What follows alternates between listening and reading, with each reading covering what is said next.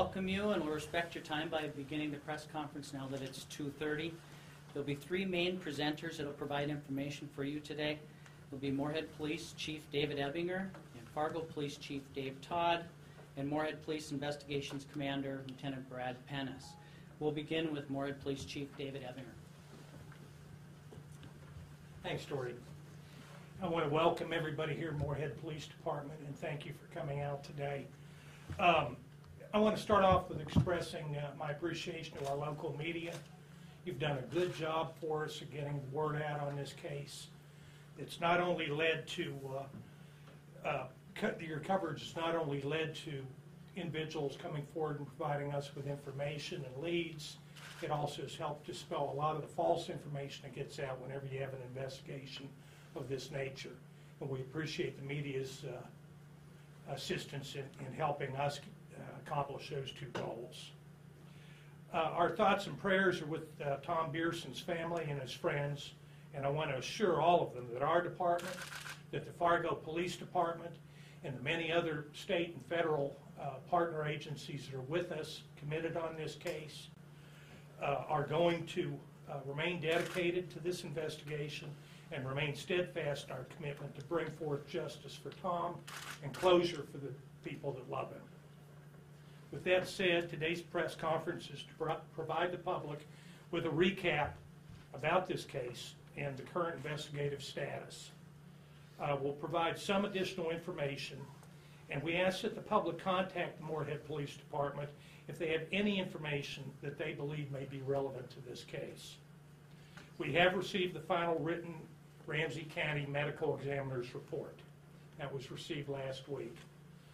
Much of the information contained in that report has provided us with additional investigative information upon which we are currently in the process of following up.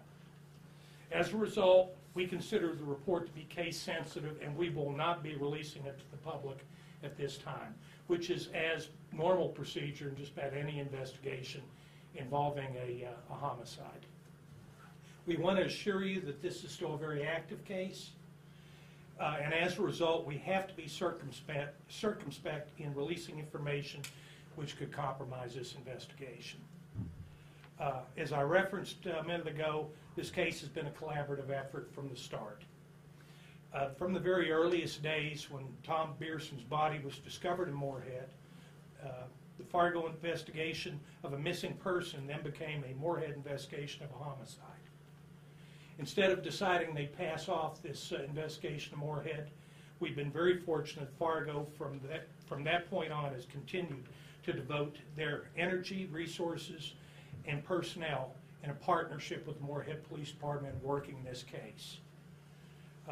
The amount of energy and resources that have been devoted to this have led us to be very effective in following up leads and in establishing evidence in the case to date. Both departments have collaborated in a seamless manner to bring closure to this case, or hopefully to bring closure to this case. Today we have Chief Todd with us from Fargo Police Department, as well as Sergeant Jim Van Lith, who's also with the investigative unit over there, as well as a number of our detectives here. Some of our other partners on this, Brian Melton from the Clay County Attorney is with us today. He and the Cass County State's Attorney and the U.S. Attorney have all stayed active and kept up on this investigation, given the multi-jurisdictional aspects that are involved in it.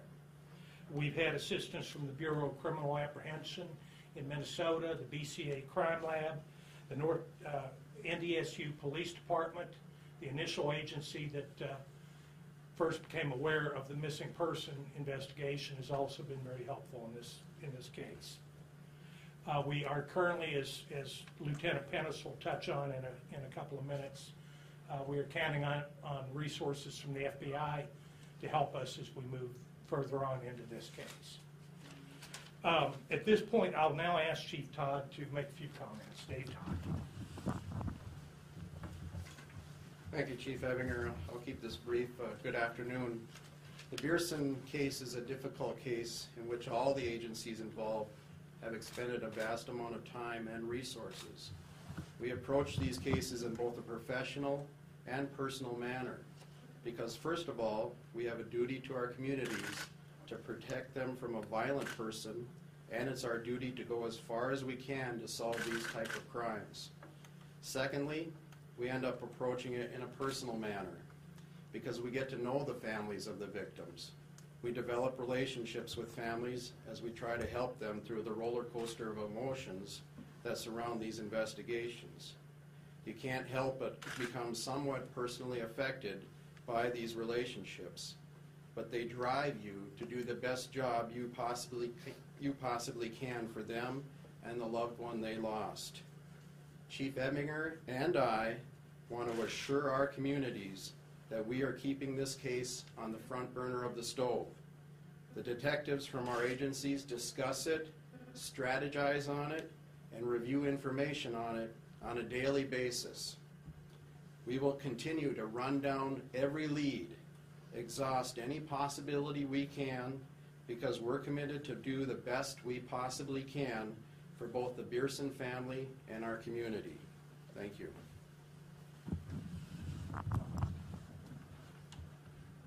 Now we'll hear from Lieutenant Brad Pennis. He's the Moorhead Police Investigations Commander, to speak to the status of the investigation. Thank you.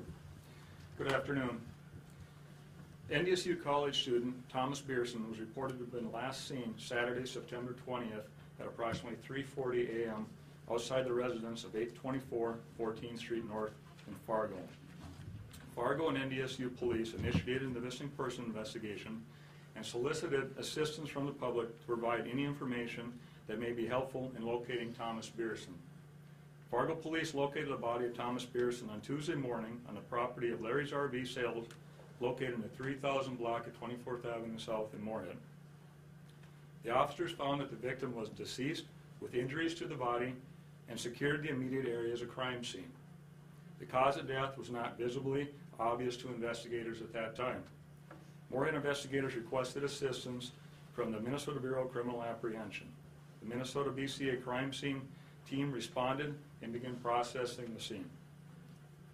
The victim's body was transported to the Ramsey County Medical Examiner's office for an autopsy. The victim's wallet did contain identification belonging to Thomas Bierson. However, two items that were not located at the scene were a white Nike Air Jordan left tennis shoe size 9.5 and the victim's cell phone. The cell phone is a silver-colored iPhone 5. Similar photographs of these items were released with the request for the public to contact police if either of these items were located. Neither of these items have been located as of this time. We do not have anyone in custody or identified a specific motive or suspect at this time. We are asking for continued assistance from the public as we continue to look for answers that may further this investigation. We have received a large amount of information from the public. Speculation of what may have happened has covered a wide range of possibilities. There would be no way to get into what they all are or which ones are relevant today. I will, however, advise that we have no information that Thomas Bierson was working as a confidential informant for any law enforcement agency. Based on information from the Ramsey County Medical Examiner's Office final report, Thomas Bierson did not die as a result of a drug overdose or alcohol poisoning. We continue to work together with other agencies and are communicating with the FBI to have a suspect profile developed based on specific details of the crime. As we continue to follow up possible leads, we are always looking to answer questions on information we've obtained and trying to determine if the information we gather is or is not possibly involved. One example of this is a video surveillance obtained from a nearby business. On Saturday, September 20th, 2014, at approximately 7:35 p.m., a vehicle enters a parking lot of an unoccupied business located at 2225 Highway 52 South. This business is just to the northeast of Larry's RV. The vehicle appears to be a dark-colored four-door passenger car with a brake light in the bottom of the rear window. The car stayed in the parking lot for approximately 1 to 2 minutes before leaving. We'll provide each of you a copy of the video on a CD prior to you leaving. We're attempting to identify this vehicle and would appreciate the public's help in doing so. If anyone recalls seeing this vehicle or suspects that it may even be their vehicle, we're asking that they please contact the Moorhead Police Department. Throughout the course of this investigation, we have sent various items to the BCA Crime Lab for processing.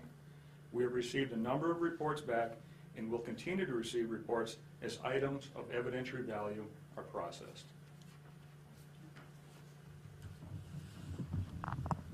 Thank you. As a reminder, the purpose of today's press conference was to provide the public with a current investigation status update without providing details that may compromise case-sensitive information. We've held ourselves responsible and accountable for a very deliberate, measured amount of information released at this time. Now we will offer you the opportunity to ask clarifying questions if you have any. Have you conclusively tied that vehicle you're seeking to the crime itself? As mentioned before, we have a number of leads that we're working on, and this particular vehicle is one of interest for us. We've come forward and we will provide, I have some copies that I'll be able to give you as well as CDs, as Lieutenant Pennis mentioned. But we're interested to know if this vehicle can be identified, even if it's by the person that owns and was driving that vehicle. When we're investigating leads, we're trying to find all the answers that we can. Can you shed any more light on a cause of death? You said you ruled out drug and alcohol poisoning. At this time, we've provided homicidal violence as a cause of death. Can you clarify that at all?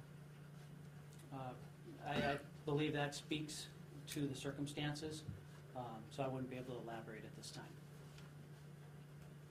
I think Lieutenant Pennis mentioned no suspect persons of interest. Do you have a number of persons of interest or any persons of interest? No, at this time, we have not identified a suspect or a motive Or any persons of interest? or a person of interest.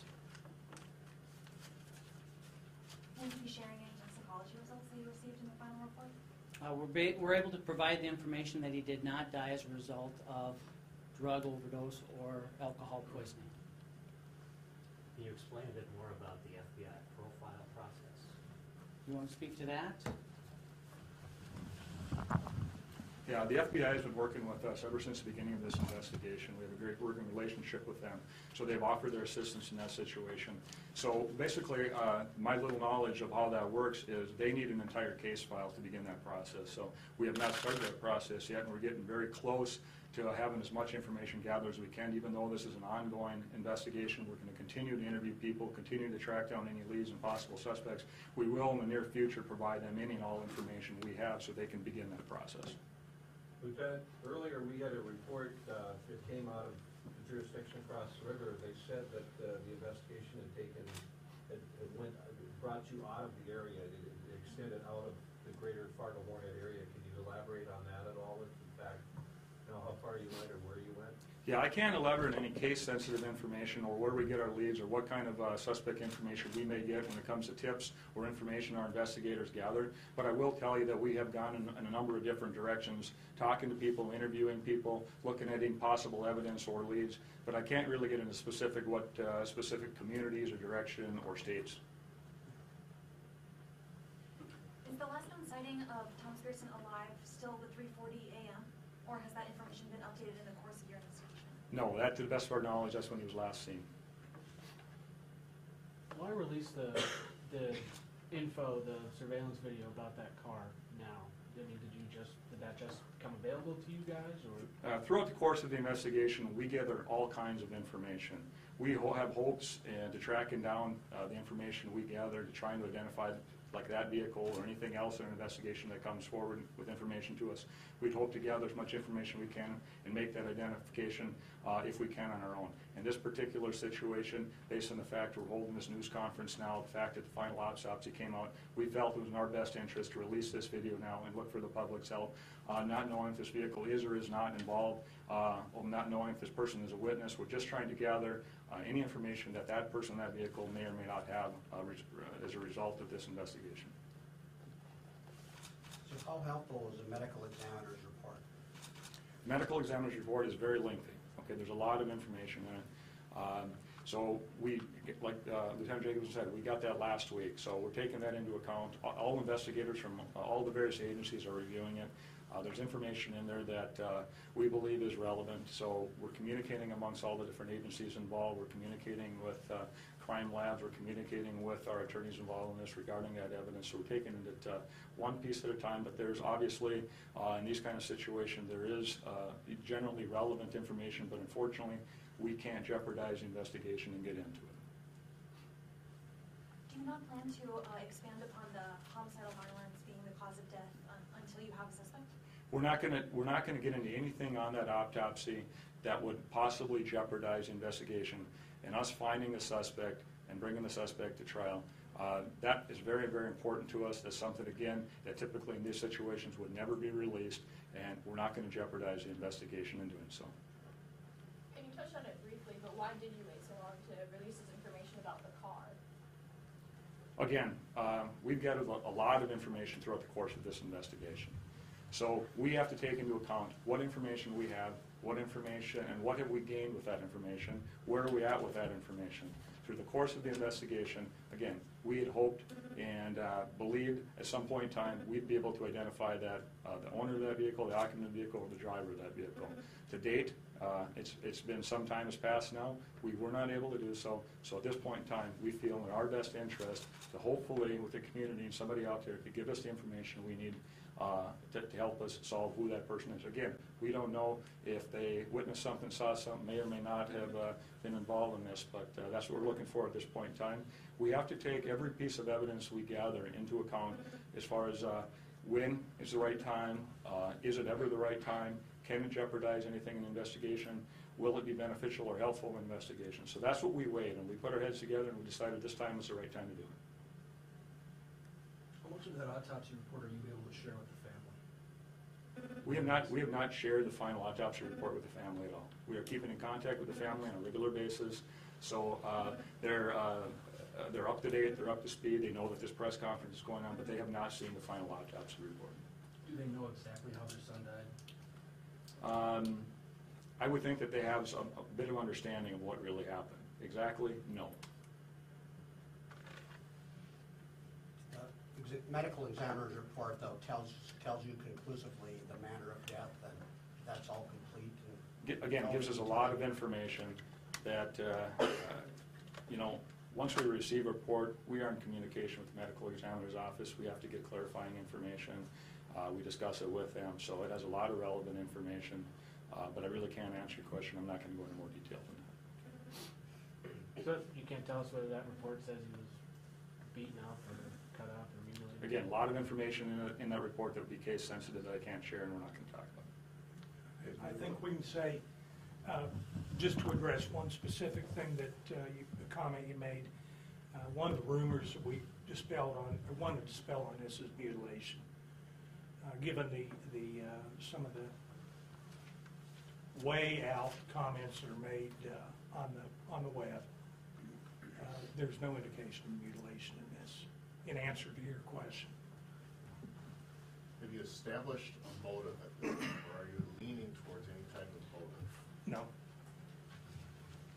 Chief, as far as having an unsolved case like this in your community, what kind of shadow does that create? I wouldn't say it's a shadow. I think one of the things that is gratifying, and Chief Todd and I both talked about it, we've got some really professional, dedicated people from a lot of agencies, not just ours, who are really set on resolving this. I feel hopeful. There's good work being done here, and a lot of it, and resources that are being directed at resolving this case.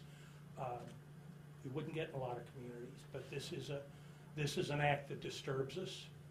Our students are generally safe. We take care of the young people that come into our community, and we're gonna resolve this to the best of our ability, and we're putting a lot of resolution and a lot of resources into concluding this case. Has there been any feedback about concern about individual safety? I think whenever you have an instance like this, people have questions, and I think we've made a good effort to address them. This is still one of the safest places to live or to send your kid to school in the country, and we intend to keep it that way. Should the public be concerned that the killer or killers is still at large?